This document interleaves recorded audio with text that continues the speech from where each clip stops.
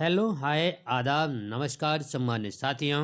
Welcome to YouTube channel Ted point. आज हम बातचीत करने जा रहे हैं पीठासीन अधिकारी के उत्तरदायित्व एवं कार्य और उससे संबंधित जितने भी प्रपत्र हैं उस पर बातचीत करेंगे।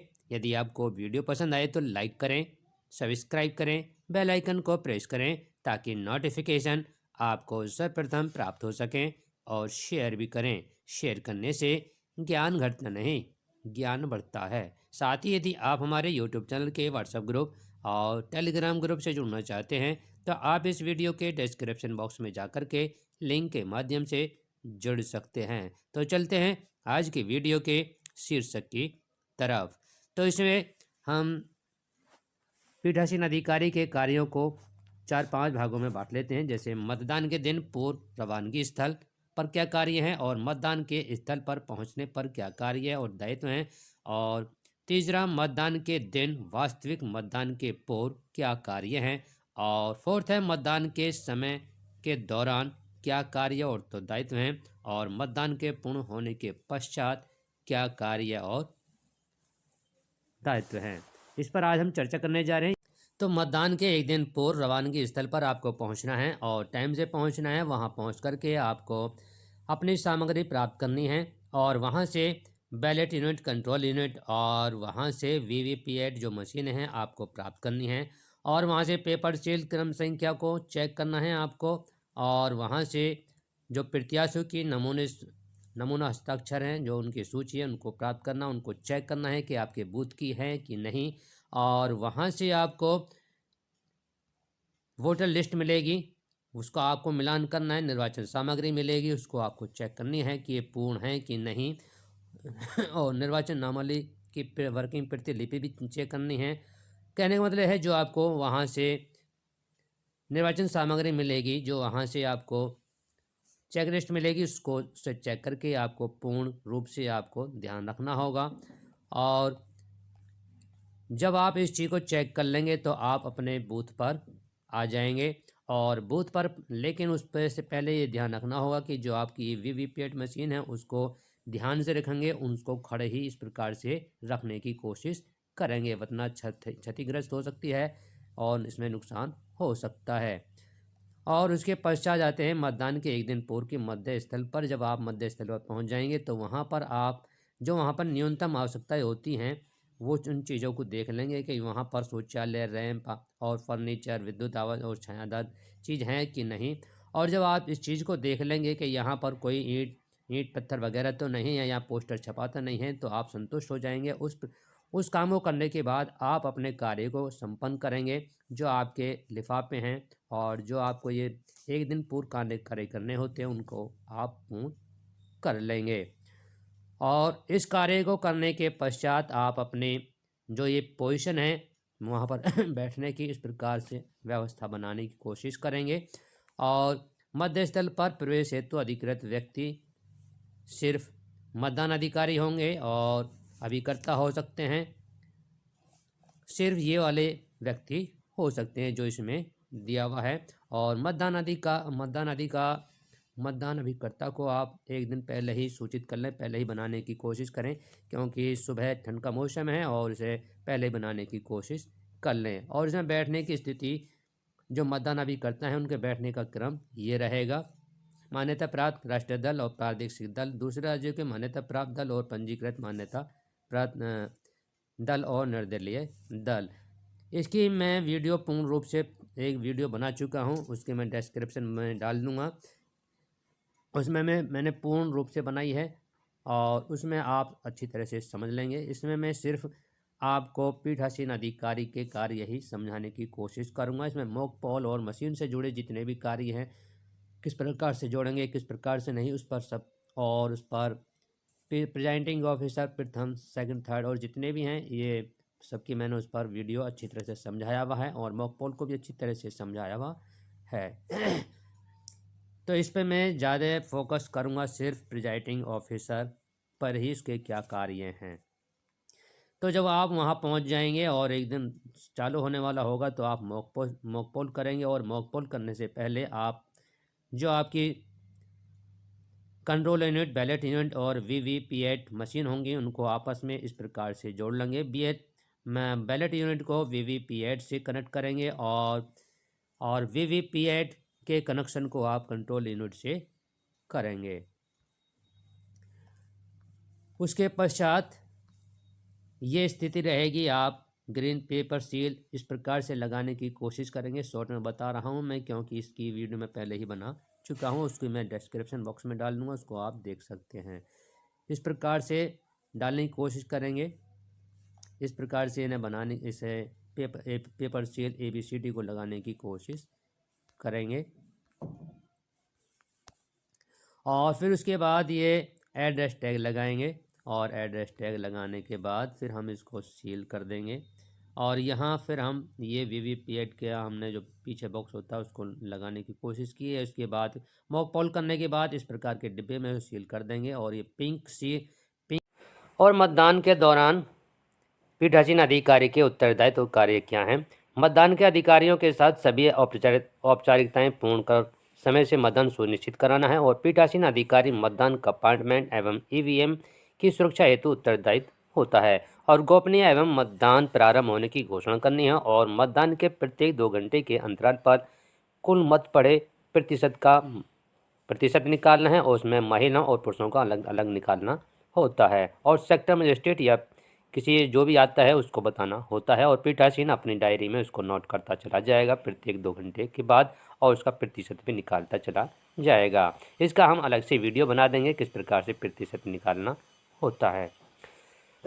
सभी मतदान अधिकारियों पर नियंत्रण रखना, विजिट सीट पर निरीक्षण हेतु आए सेक्टर जोनल मजिस्ट्रेट प्रेक्षक महोदय, जिला निर्वाचन अधिकारी आदि की प्रविष्टि अंकित करते हुए हस्ताक्षर करने हैं और विजिट सीट की भी वीडियो बना देंगे। और मतदान समिति का नियत समय 5 बजे तक है और मतदाता जो सायंकाल निर्धारित समय तक मतदान स्थल पर उपस्थित हो जाते हैं उन्हें वोट देने से अनुमति प्रदान करना होता है और ये समय 6 बजे तक का हो चुका है।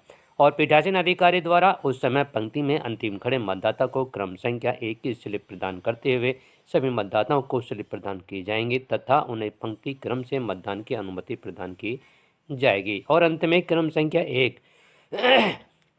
1 स्लिप पर प्राप्त मतदाता के मतदान के उपरांत मतदाता समाप्ति की कार्रवाई की जाएगी तथा मतदान समाप्ति की घोषणा की जाएगी। इसका तात्पर्य यह है कि यदि आपका टाइम 5 बजे का या 6 बजे का है और उस टाइम 10 या 20 जितने भी उस टाइम में लाइन में लगे हुए हैं उन सभी को मतदान आपको कराना होता है। और उसकी प्रक्रिया यह है कि आप पहले उनको मतदाताओं को गिन लेंगे। मान लीजिए 20 हैं तो 20 हैं या 50 हैं तो 20 की आप पर्ची बनाएंगे, उस पर अपनी मोहर सील लगाएंगे, बूथ नंबर डालेंगे और उस पर 1 से 50 तक संख्या लिख देंगे। और जो 1 नंबर होगा उसे सबसे लास्ट वाले मतदाता को, जो आपका लास्ट में है, उसको प्रथम नंबर का देंगे।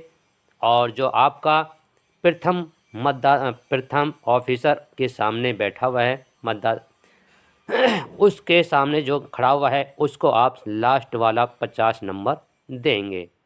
इस प्रकार से आप इनकी वोटिंग कराएंगे और वोटिंग कराने के पश्चात ही आपका ये मतदान समाप्त होगा। उसके पश्चात मतदान समाप्ति की घोषणा EVM एवं वीवीपीएट की कैरिंग बॉक्स में रखकर एड्रेस सील लगा दी और पीठासीन के सामने विशेष प्रकरण आ जाते हैं, जैसे चैलेंज वोट, दृष्टिहीन, असशक्त मतदाता, टेंडर वोट, अवयस्क मतदाता, पड़ोसी वोटर और मत की गोपनीयता भंग करना, मत देने से मना करना। इस प्रकार की कंडीशन आ जाती है तो क्या होता है, तो चैलेंज वोट में क्या होता है कि जब प्रथम मतदान अधिकारी के सामने कोई भी मतदाता आता है और कोई भी अभिकर्ता उसे चैलेंज करता है कि हाँ ये वह व्यक्ति नहीं है, तो उस अभिकर्ता से 2 रुपये ले लेता है और उसके प्रारूप रसीद पर उसे भरकर दे देता है और दोनों को मतदाता और अभिकर्ता को बुलाता है पीठासीन और उससे जांच पड़ताल करता है। तो जांच पड़ताल करने पर यदि जो देखता है कि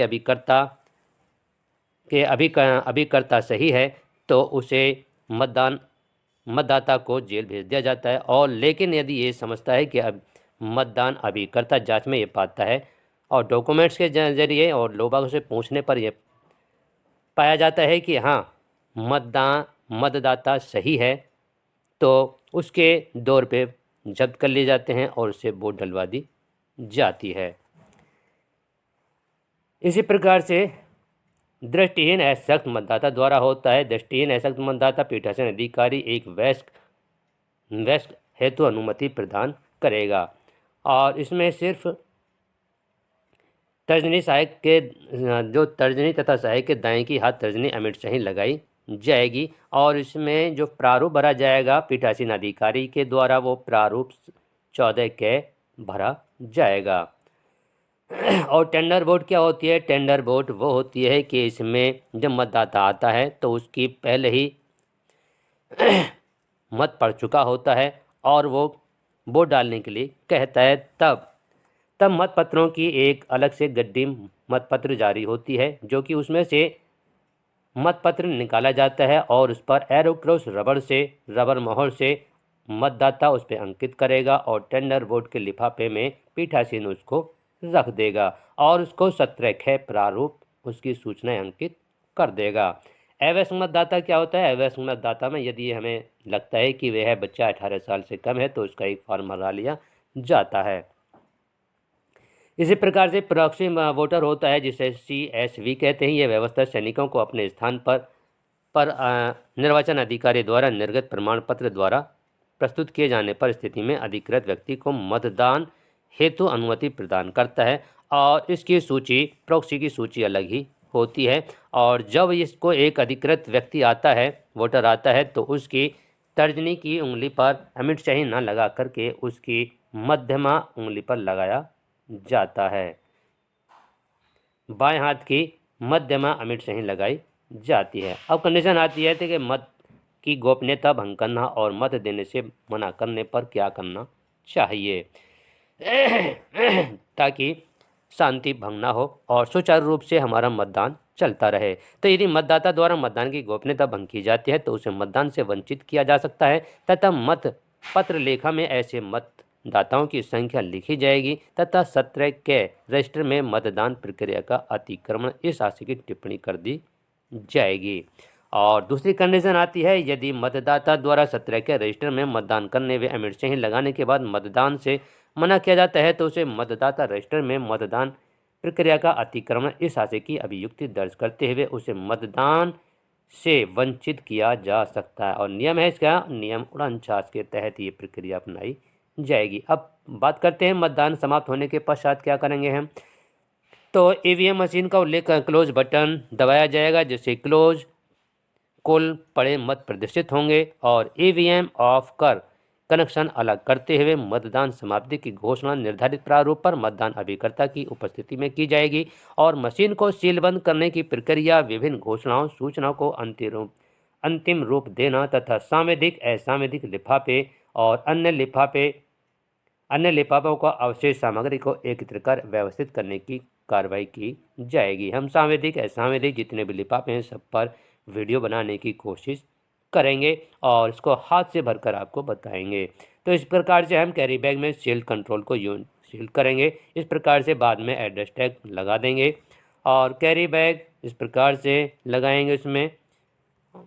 और अब बात करते हैं मत पत्र लेखा 17 ग। इस महत्वपूर्ण अभिलेख हेतु मतदाता रजिस्टर 17 ग में कुल मतों एवं ईवीएम में पड़े मतों का विवरण भरना होता है और यह सुनिश्चित करना होता है कि मतदाता बैलेट बटन दबाने के उपरांत अज्ञानतावश मतदान से वंचित न रहें। इस हेतु आप बीप की आवाज़ सुनते रहना चाहिए ताकि हमें विसंगति का सामना ना करना पड़े। और ये 17 यदि मतदाता पर्ची जारी होने के उपरांत 17 के में प्रविष्टि होने के उपरांत मतदान ने करने का निर्णय लिया है तो उनकी भी संख्या नोट कर ली जाए जिससे मत पत्र लेखा सही और संतुलित कहे। बहुत सी कंडीशन ऐसी आती हैं कि बैलेट पेपर जारी हो गया और तब भी वो मना कर देता है और मतपत्र लेखा की एक प्रति एजेंट द्वारा मांगे जाने पर प्रदान की जाए तथा उसकी प्राप्ति पर एजेंट के हस्ताक्षर करा लिए जाएंगे और रिटर्निंग ऑफिसर के पास इसकी 2 प्रतियां जमा की जाएंगी और 1 प्रति कंट्रोल यूनिट के साथ भी बांधी जाएंगी। और निम्न सामग्री हमें संग्रह और रिसीविंग सेंटर काउंटर पर जमा करेंगे। कौन कौन सी करेंगे देखते हैं। वोटिंग मशीन, कंट्रोल CU और BU और VVPAT जमा करेंगे और मतपत्र लेखा जमा करेंगे हम 2 प्रतियों में। एक मशीन पर बांधेंगे और PS5 2 प्रतियों में होगी और पीठासीन अधिकारी की घोषणा वाला आवरण और पीठासीन अधिकारी की डायरी वाला आवरण, इस पर हम अलग से वीडियो बनाएंगे। सब पर जितने बिंदु हैं सब पर वीडियो अलग से बनाएंगे। और 16 बिंदुओं की रिपोर्ट पर्यवेक्षक हेतु प्रथम पैकेट सामयिक आवरण और दूसरा पैकेट असामयिक आवरण, मॉकपोल पैकेट, इन जितने भी लिफाफे हैं सब पर अलग से वीडियो बनाने की कोशिश करेंगे। और मतदान से पूर्व, मतदान के दौरान, मतदान के बाद की जाने वाली घोषणा की प्रति है, पीठासीन अधिकारी की डायरी, प्रारूप, नोटबुक, विजिट शीट और SD मतदाताओं द्वारा किए गए मतदान व संबंध सूचना प्रमाण पत्र, ये सभी चीज़ हमें काउंटर पर जमा करनी होती हैं। और सामयिक लिफाफे हमारे हरे रंग के होंगे और उसमें ये चीज़ होंगे मतदाता सूची की कार्य प्रतिलिपि लिफाफा और मतदाता रजिस्टर और मतदाता पर्ची का लिफाफा, टेंडर मत पत्र का लिफाफा, अप्रयुक्त और टेंडर मत पत्र एवं प्रारूप 17 का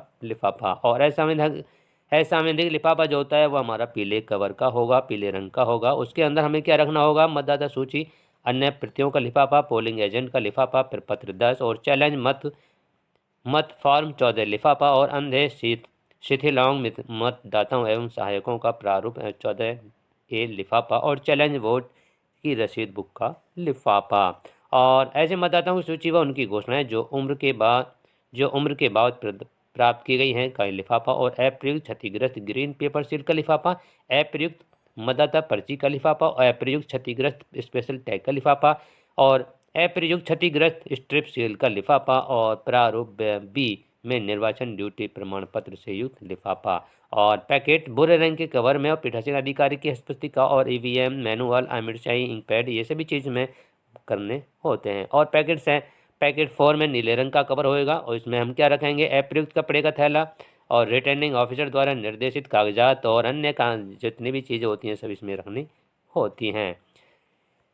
और पीठासीन अधिकारियों के लिए चेकलिस्ट ये वाली होती है, इसको आप देख सकते हैं, ये आप देख सकते हैं। यहाँ प्रारूप C, जिसे प्रारूप ग भी कहते हैं, में मतपत्र लेखा जोखा होता है उसको भरा जाएगा। तो यहाँ पर निर्वाचन क्षेत्र भरा जाएगा और नीचे निर्वाचन क्षेत्र का नाम भरा जाएगा, मतदान केंद्र की संख्या और नाम भरा जाएगा। मतदान केंद्र पर प्रयुक्त मतदान मशीन का जो कंट्रोल यूनिट होगा उस पर लिखा होता है उसको यहाँ लिखना होगा और बैलेट यूनिट पर जो लिखा होता है उसको यहाँ पर लिखना होगा और जो वीवीपैट पर जो सीरियल नंबर, जो क्रमांक नंबर लिखा होगा उसको यहाँ पर अंकित करना होगा। और मतदान केंद्र को नियत निर्वाचकों की कुल संख्या, तो मतदान केंद्र पर कितने मतदाता हैं उनकी संख्या यहाँ पर लिखनी होगी। और उसके बाद जो आती है हमारा पॉइंट आता है मतदाताओं के लिए रजिस्टर है, जो हम मतदाता आता है उस पर साइन करता है, उसमें कितने प्रविष्टि हुई हैं, उसमें कितने मतदाता हैं, कितने मतदाताओं ने डाली हैं, उसको यहाँ पर पॉइंट नंबर 2 में लिखा जाएगा। नियम 49 और 49 और नियम 49 में ये मतों की हमें ज़रूरत नहीं पड़ती है, क्योंकि इसमें इस प्रकार के होते हैं कि या तो वो मना कर देते हैं या उनको किसी कारण से बाहर निकल जाते हैं। तो ये उस प्रकार के नियम होते हैं जो कि इस प्रकार की कोई कंडीशन आती नहीं है और उसको अपना आप ही हम संभाल लेते हैं। तो इसमें 0 ही आ जाती है।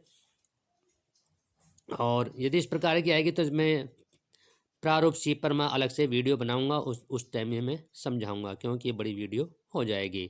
और पॉइंट नंबर 5 है हमारा इसमें घटाए जाने वाले परीक्षणों की मत संख्या कितनी है। तो यदि कोई हमारा इस प्रकार से होता है कि रिकॉर्ड किया गया है और परीक्षण किया जाता है तो उसकी संख्या यहाँ पर 1 है तो 1 लिख देते हैं। और उसका जो प्रारूप 17 में मतदाताओं की क्रम संख्या है, मतलब उसकी कौन से क्रम संख्या पे है जो मतदाता प्रारूप 17A रजिस्टर होता है उस पर वहाँ का कौन से क्रम नंबर पर, सीरियल नंबर पर वो अंकित है, वहाँ इसका नंबर यहाँ लिखा जाएगा। और अभ्यर्थी जिनके लिए परीक्षण मत डाले गए, तो यदि डाले गए हैं तो यहाँ पर उसका मत संख्या लिख देंगे और किस अभ्यर्थी को डाला गया उसको यहाँ पर लिख देंगे, अन्यथा यहाँ पर कॉलम डैश मार देंगे, नील कर देंगे।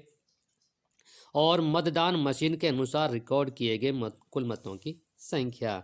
तो हम ये देखते हैं कि हमारे जो मशीन ने कितने रिकॉर्ड किए हैं उसकी संख्या हम यहाँ पर लिख देंगे। और कॉलम नंबर 7 में 2 -3 -4 इस प्रकार से हम जो ऊपर कॉलम है, कॉलम नंबर क्रम संख्या 2 3 में से इसको माइनस कर देंगे। यदि मेल करती है अथवा कोई त्रुटि है तो सामने आती है, उसको हम चेक कर लेंगे। और 8 है उन मतदाताओं की संख्या जिन्हें निवेदित मतपत्र नियम 49 के अधीन जारी किए गए थे। तो ये इसकी भी हमें कमी आवश्यकता पड़ती है, कहीं कहीं आवश्यकता पड़ जाती है, वरना इसको भी हमारे नेली होता है जो टेंडर वोट होती हैं उसकी हमें आवश्यकता नहीं पड़ती है, हमारे पीठासीन अधिकारी वहाँ तक जाने ही नहीं देते हैं।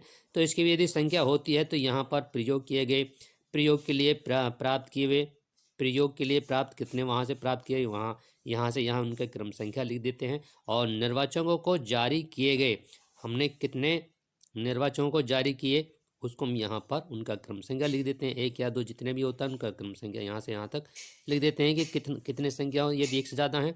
और अप्रयुक्त और वापस किए गए, कितने प्रयोग नहीं किए, कितने आप वापस कर रहे हैं, उनकी संख्या यहाँ पर लिख देंगे। कितने क्रम संख्या से कितनी क्रम संख्या तक आपने अप्रयुक्त हैं, कितने वापस कर रहे हैं। और पेपर सीलों का यहाँ जाता है पॉइंट नंबर 10 में, पेपर सीलों का लेखा क्रम आ जाता है।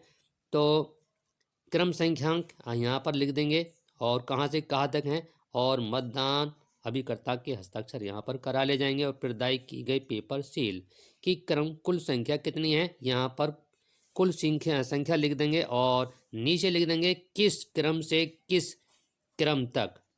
मान लीजिए 500 है, 500 से 503 तक जो आपको स्टेप दी गई है वो यहाँ पर आप लिख देंगे। और प्रयुक्त किए गए को पेपर सील की कुल संख्या, तो उनको भी इसी प्रकार से लिखेंगे। 3 मिली हैं, 4 मिली हैं, जो भी आपके बूथ के हिसाब से हैं, वोटिंग के हिसाब से आपको मशीन के हिसाब से मिली होंगी, तो उस प्रकार से यहाँ पर लिख देंगे। और उनकी क्रम संख्या यहाँ से कितने तक यहाँ पर अंकित कर देंगे। और फिर है रिटर्निंग ऑफिसर को वापस की गई अप्रयुक्त पेपर सील, कितने आप वापस कर रहे हैं, कितने जो आपने प्रयोग नहीं किए उनको यहाँ पर संख्या में यहाँ लिख देंगे। और फिर आप लिख देंगे कितने से कितने क्रम संख्या यहाँ पर अंकित कर देंगे। और क्षतिग्रस्त पेपर सील, ऐसा हो जाता है कि हम पेपर सील का प्रयोग कर रहे हैं लेकिन वो फट जाती है, क्षतिग्रस्त हो जाती है, तो उनकी कितनी संख्या यहाँ लिख देंगे। और उनकी क्रम संख्या क्या है, कहाँ से कहाँ तक उनकी यहाँ लिख देंगे। और यहाँ स्थान, यहाँ बूथ नंबर लिख देंगे और तारीख लिख देंगे। और पीठासीन अधिकारी यहाँ पर अपने साइन कर देंगे। तो इस पर हम अलग से जितने भी ये प्रपत्र हैं इन सब पर हम अलग अलग वीडियो बनाएंगे, क्योंकि एक ही वीडियो में नहीं समझाया जा सकता है। पीठासीन अधिकारी की डायरी होती है, इसमें ये पूरा हमें भरना होता है। और ये पीठासीन की डायरी वहाँ पर मांगी भी जाती है, मेन होती है। तो यहाँ इसमें हमें सिर्फ यही करना होता है कि मतदान तारीख है, मतदान केंद्र की संख्या का नाम लिखना होता है, और शासकीय है, शासकीय भवन, निजी भवन है, जो भी है उसको यहाँ लिख देंगे। और इलेक्ट्रॉनिक 6ठा नंबर है इलेक्ट्रॉनिक वोटिंग मशीन, यहाँ पर उपयोग में लाएगी कंट्रोल यूनिट की संख्या लिख देंगे, यहाँ पर बैलेट यूनिट की संख्या लिख देंगे, और यहाँ पर मतदान यूनिट की संख्या लिख देंगे। इस प्रकार के इनका जो पेपर सील है उनका पूरा डाटा आपके पास रिकॉर्ड आप एक अलग डायरी में लिख लेंगे। और उनको एक जब ना आप पूरा डाटा लिख लेंगे तो आप यहाँ पर आराम से भर सकते हैं। और उनकी करंट टैंक, जो आपने टैंक संख्या कितनी है और आपको कितने, उनको सब यहाँ पर अंकित कर देंगे। इसी प्रकार से ये हम आगे वीडियो बनाएंगे, इसकी अलग से बनाएंगे। तो यहाँ पर ये पूरा इसका विवरण देना होता है। फिर हम मतदान के पश्चात निर्वाचन रिकॉर्ड की गई सामग्री की रसीद, ये हमारी मतदान के पश्चात निर्वाचन रिकॉर्ड व सामग्री की वापस की रसीद, ये हमें जो हम वहाँ वापस कर रहे हैं वहाँ पर ये हमें देनी होती है। और 2 प्रतियों में इस पर साइन कराने होते हैं, रिसीविंग लेनी होती है। और है प्रयुक्त निवेदित मत पत्रों और प्रारूप सत्याग्रह की सूची सीलबंद की होती है, ये उसमें हमें रखनी होती है। और फिर हमारा सांविधिक असंवैधानिक लिफाफे होते हैं। सांविधिक लिफाफे में 11 लिफाफे होते हैं और असंवैधानिक में, और निम्नलिखित मदों में नियुक्त किए जाते हैं पीठासीन अधिकारी। पैकेट होते हैं इसमें 3 और 4, ये अलग अलग होते हैं, इनके अंदर अलग मटेरियल रखा जाता है, अलग लिफाफे रखे जाते हैं, जो कि इन पर हम सब पर वीडियो बनाने की कोशिश करेंगे। और पीठासीन अधिकारी द्वारा घोषणा की जाती है मतदान आरंभ होने की। पीठासीन अधिकारी द्वारा जब मतदान आरंभ होगा तब हम इस प्रकार का ये परफॉर्मा भरेंगे और उस पर घोषणा करेंगे और उस पर साइन करवाएंगे। और जैसे मतदान अभिकर्ताओं के साइन इस पर करवाएंगे। मतदान अभिकर्ताओं के पहले भी फॉर्म भरवाया जाएगा और लास्ट में भी इसका फॉर्म भरवाया जाएगा। इस प्रकार से ये सभी फॉर्म मतदान के अंत में घोषणा करवानी होगी। इस पर भी अभ्यर्थी मतदान अभिकर्ताओं के साइन कराने होंगे। और ये वोटिंग मशीन की सीलबंद करने के पश्चात का परफॉर्मा है। और ये आयु के संबंध में घोषणा पत्र है, जो मैं इसका पहले ही बता चुका हूँ। ये रसीद बुक है जो टेंडर उसमें ली जाती है। और ये है हमारी ये चैलेंज रसीद बुक, जो चैलेंज वोटर में ली जाती है, का प्रयोग किया जाता है। और निर्धारित आयु कम वाले जब कोई कम आयु वाला आता है तब ये फॉर्म भरा जाता है, पीठासीन के द्वारा भरा जाता है। इसको हम पहले ही भर लेते हैं। जितने भी ये नए ट्रेन वाले होते हैं उनके साथ आते हैं, उनको घोषणा की जाती है, लेकिन हमें इनकी आवश्यकता नहीं पड़ती है। कहीं पड़ भी जाती है तो हम इनको फॉर्म प्रारूप इन सभी को भरकर आपको दिखाने की कोशिश करेंगे। सबकी अलग से वीडियो बनाएंगे। और ये हमारा नियम 49 के तहत जो ऊपर हमारे प्रारूप सी में भी आया था, उसका जिक्र आया था, ये वही चीज़ है। जैसे कि हमारा निर्वाचन संचालन नियम 1961 में नियम 49 के नियम, ये तो 49 के है, उसमें हमारा डे था। तो ये सब नियम है और उन नियम के तहत हमें ये भरने होते हैं। तो जो कोई मना कर देता है या दंडात्मक कोई कार्रवाई की जाती है तब हमें इस प्रकार के फॉर्म भरने पड़ते हैं। और निर्वाचन घोषणा पत्र जिनका नाम अनुपस्थित पाया जाता है, मृत हो जाते हैं, तो उनका इस प्रकार के भरना पड़ता है तब जब हमें उनका वोट डलवानी पड़ती है। और ये मतदान अभिकर्ता स्थानापन्न अभिकर्ता गतिविधि सीट होती है। और ये किसी मतदान केंद्र के लिए मतदान साथियों की सूची जहां इलेक्ट्रॉनिक वोटिंग मशीन व पीपीएट के उपयोग में लाया गया है, वहां पर इस प्रकार का ये परफॉर्मा होता है। और हम इन सभी पर जितने भी ये फॉर्म हैं इनको अलग से भरकर बनाएंगे, अलग अलग वीडियो बनाएंगे। यदि आपको वीडियो पसंद आ रही हो तो लाइक करें, सब्सक्राइब अवश्य करें।